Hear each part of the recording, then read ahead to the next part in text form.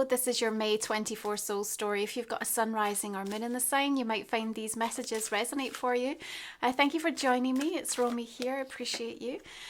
We are opening up this month with the energy of the sun, and I think one of the things you've come to terms with is, the need to find grounding through the impermanence and instability. The flux of life right now is, one of our greatest tests and one of our greatest challenges. How do we continue to extract joy and thrive in the ever increasing shifts and changes that are taking place, and constantly trying to distract us and show us things that feel difficult to digest. And yet, as we move into May, one of the really powerful themes that I think you're taking on is like, how do I make it stronger? How do I make my faith stronger? How do I make the relationship stronger? How do I make the foundations of my life stronger? And you're going to do that. I think that the downloads and the inspiration that comes to you is going to be supportive of making a more robust, protective, and growth-filled foundation that you can continue to build upon. And I think that also means that you have to be open to new ideas and input. I think it means that you have to give yourself permission to constantly seek the highest vibration that you can access in any given moment. I think that you need to draw upon the lived experience that you have and make a conscious decision that through the course of the next few weeks, you will arrive at some powerful conclusions about what will make this stronger. And, working collectively with your higher self, with your guides, and then allowing some of those signposts and messages to start to guide you and put you in touch with the right people, get you in the right frame of mind, have you fated in, the right place at the right time. Because the fallout of the eclipse in April will have affected you, whether you're still coming to terms with that or if it was something quite stark and quite clear. The triggers will have been felt, and so this is your reaction now, and we can come at it from a place of defeat or from a place of, struggle, or we can find that resiliency and that empowerment to build upon what we know already exists within us that represents the goodness and the light and the opportunity and the hope and the optimism. And Pluto stations retrograde from the 2nd of the month in Aquarius, and you're reflecting powerfully on themes of control and power, and you're really looking to address and to heal those tendencies, compulsions, obsessions, the things that represent aspects of your life, facets of experience that are holding you back and limiting you. And never before have you felt such a stark reality check and also a deep motivating force to want to deal with things. And the sun comes through with a reminder that through this process there's a huge amount of sort of inner child healing taking place, but also that you get to rediscover parts of yourself, parts of your essence, parts of the things that help you to feel alive and vibrant. And maybe May is the month where you're not putting so much pressure on yourself to say, what is my purpose? What is the one thing I'm supposed to be doing? And really just taking it very much in the moment and asking yourself, what is the priority? What is the thing that would move me most right now? What would help me to feel alive? And I think you're going to have that support, if you like, that invitation to come through. Now we've got the reflection of the Four of Swords coming in. So it's almost like as you contemplate that, and as the creativity and the juices start flowing for you in different areas of your life, you're also going to need to have some time and space. Now, one of the key themes that's been coming through for me in this month's readings is withdrawal. And what I mean by that is that, you need to start consciously looking with discernment at where your energy is going. Because if you're going to make these changes or enable yourself to continually strengthen things in your life, to help regulate as well your own nervous system and well-being, there is a demand on you to start addressing more mindfully, what are the things that are needlessly taking up time, energy, money, whatever that may be. So there's this conscious withdrawal that I see, and taking stock and just kind of being still to really make sure that the next step that you take and the one after that is coming from this place of like, this is going to enrich my life. This is supportive of who I want to become. This represents best the vision of me that I have for myself.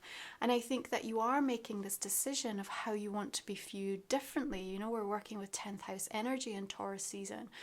And so there's a desire from you to want to show the world, this is who I now am. And therefore, I have to educate you in that so that you can hold space for my transitioning, for me becoming more. And that can be very difficult, especially for those nearest and dearest around us, right? Who like to hold us in that comfort zone of energy and don't necessarily want us to grow and evolve and keep becoming into that new version of who we are. And so there's a lot that you are contemplating through this month, but it's absolutely met with a deep desire to, as I said, strengthen the vision, strengthen the picture. And that new moon in Taurus coming in on the 7th is absolutely going to support that. Now, I think there's a likelihood around that new moon of you desiring and initiating some sort of a project or taking something on, and at least begin. Now, you may have a hiatus coming with it, okay? But what it does mean is that through this earth energy, you can really put some powerful foundations in place. May is a great time to really see some tangible progress with regards to things. And astrologically speaking, it's supportive with some actually really beautiful conversations flowing to help you feel quite tuned in. Now, you may pick up something from the past, but what I can say is even if you do have a hiatus, even if you begin with a full knowledge that, like next month or over the next 3 months, I'm going to be able to do nothing on this whatsoever, but at least that start has been made. And when you come back to pick it up, you'll be incredibly thankful that you did. Again, we've got this kind of childlike quality coming through with the Sun and the Six of Cups. So a lot of reflection back, memories flooding back, perhaps reminding you of things that you used to do that you enjoyed, but also taking you back to help move you forward is a feeling that comes through in the month of May. Not taking you back so that you can get stuck there, not in, a painful healing experience, but rather one of actually remembering some of the more poignant and positive experiences that you've had and how you want to recapture that, or how you want to do something that can help you to be reminded of all of the hopes and dreams that you had. Even if those hopes and dreams only existed a few years ago, it's something that wants to be remembered by you, is what I'm getting through, yeah? Something that wants to be remembered. So your guide, your higher self, is very clearly trying to show you, hey, look, there was this thing that you wanted, that you said you were going to do, that, is meant for you. It's on your destined path. For whatever reason, you haven't been able to allow that experience to come through. May changes something in that regard, and the new moon is a powerful activating force for it. Now, on the 14th, the asteroid goddess Ceres stations retrograde in Capricorn, and this is interesting. It's in 10th house energy. Capricorn is the ruler of this, and so we're really addressing, how can we survive? How can our reputation, our image, the things that we want to do in the world, how can we protect that so that we can continue to allow it to flourish or to be what it's meant to be. So that's going to be super helpful for you as you navigate through this month of May, and you'll come to some powerful realizations. You'll also have a lot of input incoming, perhaps from people that you know, people that used to know you, and new connections forming, and all of that kind of input and data, if you like, that comes from other people's observations, reflections and thoughts seem to kind of help pull a picture together that's going to be really helpful for you this month, Leo, as I think you embark upon this kind of shift in your life. And even if it comes in subtly, although I don't really think that there's an awful lot about 2024 that's necessarily subtle, I think it's incredibly impactful and bold and stark in how it's showing up for us energetically. Nonetheless, though, however it seems to arrive for you, you are feeling intuitively, and don't you notice that, like how sharp you feel in terms of your own psychic awareness, you know, telepathy that you're starting to have with those people that you converse and communicate with daily. It feels different energetically, right? You felt the shift happening. Queen of Cups comes in and is inviting you to hold space. She's asking you to listen, not with the intent of responding, but listen with the intent of understanding. And that's going to make a massive difference to your experience in a connection and a relationship through the month of May, because you'll hear things that you haven't quite heard before, even if that individual has said this repeatedly. It's like you're not sitting there with the sense of, when do I get to speak and I want to jump in. So, you know, the whole idea of the clips came along and said, okay, you know, here's this clearance energy. This is what's changing. This is what we need from you. This is how your life is going to start shifting on its axis. And in May, you have this sort of opportunity to say, well, how am I going to respond? And so Queen of Cups, you know, comes in, and remember, she's quite passive in her energy, and your Four of Swords is a very passive. So there is this stillness that's sort of like, okay, like I want to have a grounded response here. Back to what I first said at the beginning of the reading, one of the hardest things for us is how we demonstrate that grounded energy in the instability and impermanence and flux of what's going on right now. So here's your test for May. I am now responding to everything that's just happened, the realizations I've just had, the triggers that have just ensued for me. And Mercury in Taurus from the 15th, you know, gives you that deliberate, thoughtful, considered response in terms of how you're communicating. Pallas Athena, asteroid goddess, is also stationing retrograde in Scorpio on the 16th. That's going to help you have the conversations that are difficult to have, okay? That's going to help you to go there. Yeah, this is what needs to be said. But before we go there, we need to listen. So something that needs to happen around a critical conversation for you mid-month, I feel, is worth paying attention to. Now, most of what we want is sitting on the other side of something incredibly uncomfortable. And I also feel that for you, there's a realization of what that is in the month of May, Leo. Do you have the courage and the confidence? Can you see beyond it? Can you look at it right in the eye and go, okay, I'm ready to take you on? This reading says, yes, you will, but doing it in a way that feels right for you. It's not impulsive, it's just thought through, because you want it to be sustainable.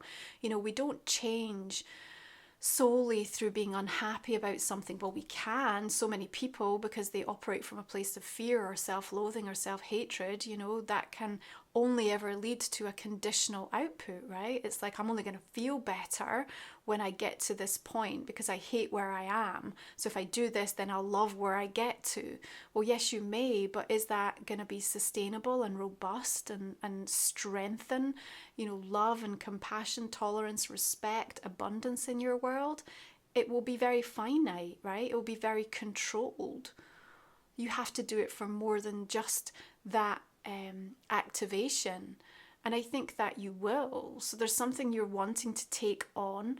There is a beautiful aspect coming in around the 18th, Sun and Jupiter in cosmic conversation. And I feel like what's showing up in any kind of ideas, any interactions that you're having in and around that date represent an opportunity for growth.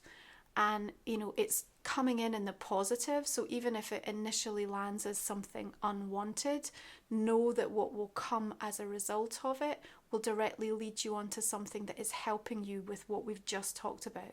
How do I face up to something that feels uncomfortable, know the value and the reward of what lies beyond it, and say, okay, I'm ready to take this on. Now, when the sun shifts into Gemini, a better placement for you, I think, the fire energy, you know, that earth can sometimes feel a little dense to wade through, although I think the groundedness is super helpful this month in the robust way that you're going to take things on. Nonetheless, when the sun shifts into Gemini, I see you kind of feeling a lot more optimistic about something. We come at the full moon in Sagittarius on the 23rd. Again, beautiful astrological conversations. It's fertile. It's got a lot of growth around it. The culmination of something helps you to realize it in a way that brings deep acceptance. But remember, Sagittarius also about our vision, yeah, and it's like how you make it stronger. So there's something around that full moon that's going to land for you that you're like, this is what I've got to do. And perhaps the realization around that time for you, Leo, of what it is that's been holding you back in regards to that particular area of your life as well. So really like the energy of that. And of course, it's swiftly followed by Jupiter moving out of Taurus and into Gemini. And, you know, this is going to be highly activated cycle, you know, the mutability of Gemini, very fast moving, Jupiter amplifying things, exaggerating it. We get flooded with new information, knowledge, insight. And, you know, it's up to us to figure out our version of the truth. There'll be a lot of splintering off. You know, is this real? Is it fake? Is it, you know, what is it? And so Princess of Cups is saying, you know, we're in some ways kind of coming back to a place of complete open mind and open heart. Hardest thing to do is have the courage to keep your heart open when you just want to shut it down, right? So that's a message to hear in some regard.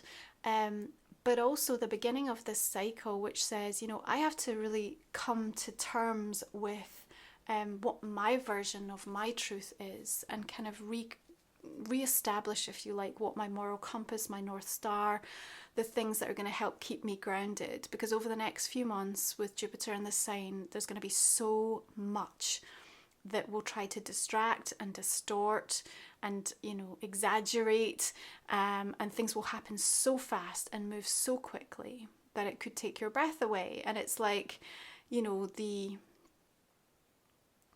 separation, if you like, which has already been firmly activated with that eclipse, almost exaggerated with Jupiter and Gemini, us and them, good guy, bad guy. And it's like, don't get drawn into that. It's just like, have your position and your beliefs and be open to the fact that as you learn and change, that might change, and that's okay.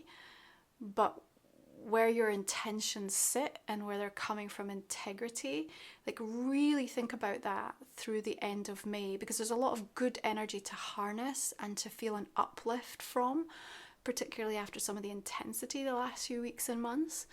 But that's one key thing to be able to understand is on its way. Yeah, you have to choose. You have to choose to not be, and this is why like making things stronger is so important, right? Not to be knocked around, you know, by the sheer avalanche, if you like, of kind of what's on its way between now and the early part of next year.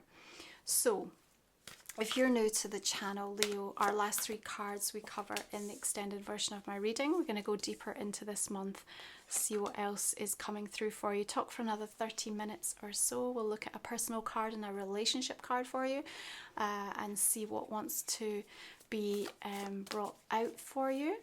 I'm going to go ahead and just clarify and see what messages we'll be dealing with. You can find the link for the extended in the comment and description box underneath. They're over on my website, romywiser.com. You'll also find there my book and my deck, all the products that I create to support you on your spiritual journey, and ways to work with me. So we have the Lovers and the Tower coming through here. What about this 4 of Swords? We've got Judgment and the 9 of Swords, the Magician, Knight of Swords, Page of Wands and the Hierophant coming through here. Six of Wands, Queen of Swords. Okay, another Four of Swords there. Real mixed energies coming through for you. Let's think though, when we get such kind of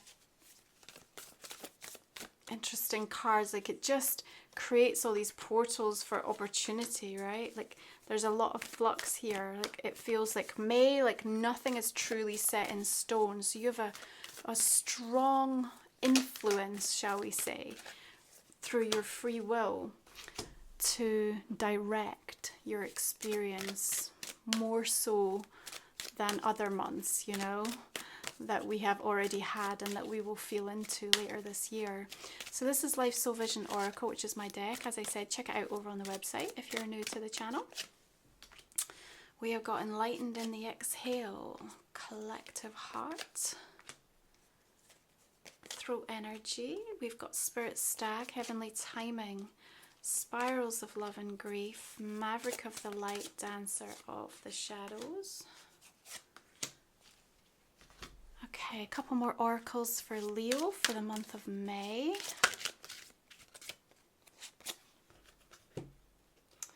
Okay, we've got Crux, Southern Cross, Signal, and finally we've got the energy of Pilgrimage as well coming through. Okay, we will explore these in your extended reading. I hope you'll join me. Thank you so much. Have a beautiful month of May. Take good care of yourselves. I'll see you next time.